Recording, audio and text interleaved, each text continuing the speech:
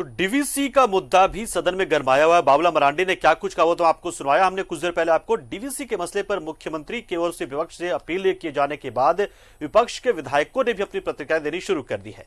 BJP विधायक अनंत ओझा, अमर बावरी, CP Singh और आजसू विधायक लंबोदर महतो ने सरकार से अपनी नीयत स्पष्ट करने की बात कही। वहीं गिरिडीह विधायक सुधीर कुमार सोनू ने भी मुख्यमंत्री के बयान पर सहमति जताई।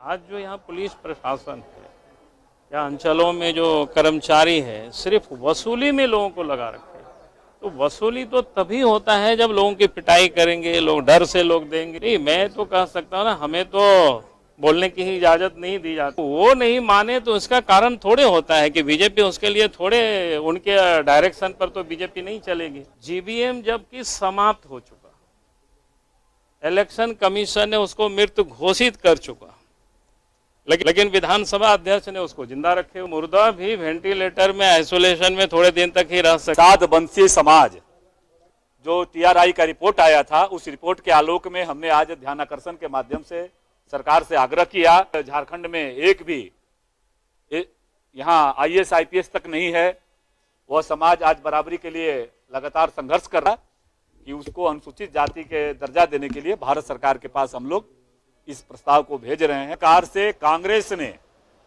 इस देश के ऊपर पाप डाला है।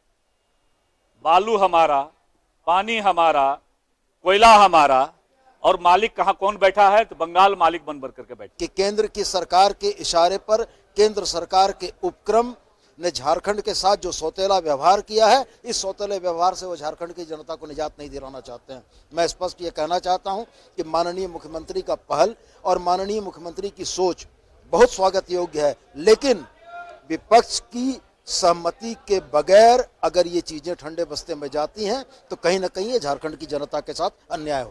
विपक्ष हमेशा जनता के हित के अधिकार के क्षेत्र में अपना एक कदम आगे बढ़ा करके साथ में कंपनी का मंशा साफ है तो खुली जन सुनवाई करके लोगों को एड्रेस करा कर, और माननीय मुख्यमंत्री जी ने कहा भी है कि बंद कमरे में जन सुनवाई नहीं होगी, इसको नहीं किया जाएगा। तो मुझे उम्मीद है कि सरकार जो अपना कथन दी है सदन के अंदर, उसका लाभ, उसका जो है इम्प्लीमेंट भी करेगी। मुआवजा नहीं मिला है, जिनको नौकरी नहीं मिली है, जिनका पुनर्वास नहीं हुआ है, ऐसे लोगों के हितों को ख्याल में रखना होगा डीवीसी को भी। आप लोग सरकार के साथ हैं डीवीसी के मसले? नहीं, जन मुद्दे पर निश्चित रूप से साथ देना होगा। जो जनता का हित जिसमें छिपा हुआ है, वैसे मुद्दे पर सभी लोगों को राज्य हित में, जहाँ पर विस्थापन, पुनर्वास और मुआवजा की बात है, तो वहाँ पर डीवीसी को पूरी संवेदनशीलता के साथ आगे बढ़ के ऐसी समस्याओं को हल करना चाहिए। धर्म के आधार पर परिभाषाएं बदलती है। यदि कोई मुस्लिम है तो मॉब लिंचिंग, हिंदू है तो मॉब लिंचिंग नहीं है।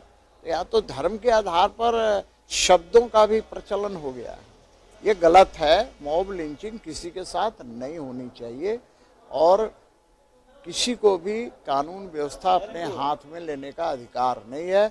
सत्ता पक्ष आगे तो बढ़े, सत्ता पक्ष एक कदम आगे बढ़ेगा तो विपक्ष 2 कदम आगे बढ़ेगा डीवीसी को नकेल कसने में। मैं तो